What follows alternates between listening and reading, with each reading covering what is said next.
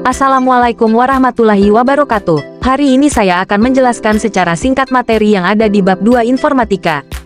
Sebelum kita mulai membahas materi tersebut, alangkah baiknya jika kalian mengaktifkan tombol subscribe dan lonceng agar tidak tertinggal dengan video materi yang menarik seputar informatika.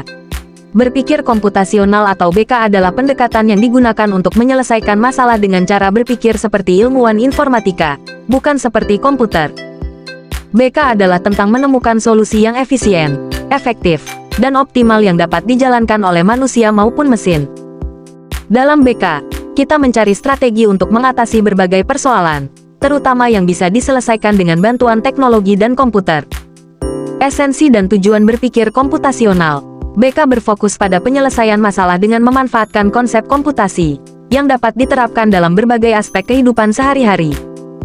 Misalnya, penggunaan robot di restoran untuk melayani pelanggan, atau sistem komputer yang memantau kondisi perkebunan. Komputer, dalam hal ini, berfungsi untuk meniru dunia nyata dalam bentuk digital, membantu manusia dalam pekerjaan yang sulit atau membosankan.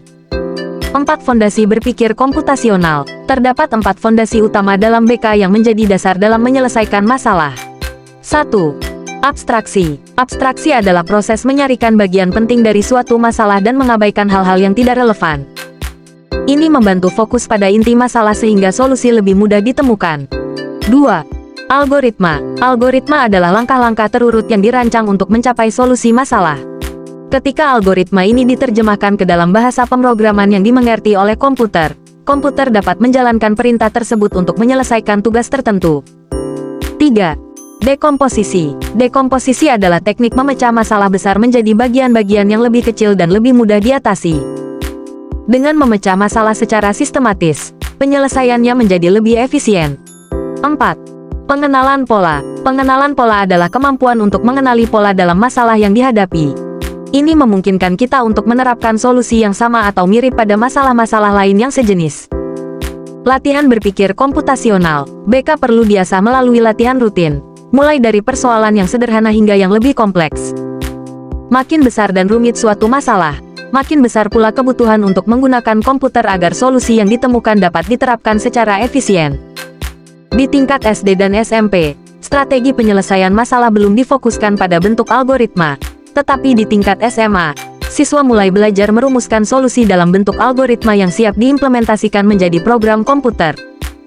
Contoh aplikasi berpikir komputasional. Pencarian searching adalah salah satu contoh penerapan BK dalam kehidupan sehari-hari.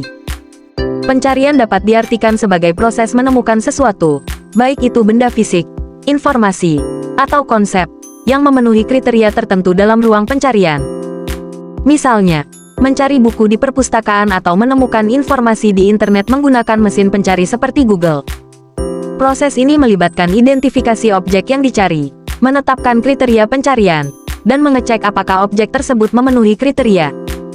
Pengurutan sorting adalah contoh lain dari aplikasi BK. Pengurutan adalah proses menyusun objek sesuai dengan aturan tertentu, seperti mengurutkan angka dari yang terkecil hingga terbesar. Proses ini sering digunakan dalam program komputer dan aplikasi yang kita gunakan sehari-hari. Ada beberapa algoritma pengurutan yang umum digunakan, seperti insertion sort, yang mengurutkan elemen dalam daftar dengan cara menyisipkan elemen satu persatu sesuai urutan hingga semua elemen terurut.